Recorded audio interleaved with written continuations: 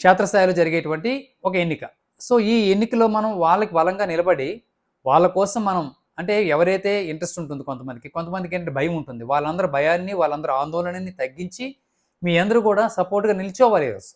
So, ఈరోజు మీరు నిల్చుంటే, రేపొద్దున్న సార్వత్రిక ఎన్నికలు ఏవైతే ఎమ్మెల్యే, ఎంపీ ఎలక్షన్స్ వస్తాయో, సో, ఆ రోజు మీకు ఆ పార్టీ కార్యకర్త ఎవరైతే పార్టీ కోసం పనిచేస్తాడో, పార్టీ కోసం ఉంటారో, వాళ్ళందరూ కూడా రేపొద్దున మీకోసం పనిచేస్తారు. అట్లా కాకుండా ఏంటంటే, ఈరోజు మనం ఇది మన ఎన్నిక కాదు, మన ఎమ్మెల్యే ఎన్నిక కాదు, మన ఎంపీ ఎన్నిక కాదు, మనం ఎందుకు వాళ్ళ కోసం ఇది అవ్వాలి, మనం ఎందుకు డబ్బులు ఖర్చు పెట్టాలి, మనం ఎందుకు వాళ్ళ కోసం ఇంత శ్రమ తీసుకోవాలి అనేటువంటి వారు కూడా చాలామంది ఉన్నారు ఈరోజు వైఎస్ఆర్ కాంగ్రెస్ పార్టీలో. చాలామంది ఉన్నారు. సో, వాళ్ళందరికీ కూడా ఈరోజు ఒక డైరెక్ట్ వార్నింగో, ఒక స్వీట్ వార్నింగో, ఒక హెచ్చరికనో ఇచ్చారు. ఈవెన్ నిల్చోబెట్టడమే కాదు.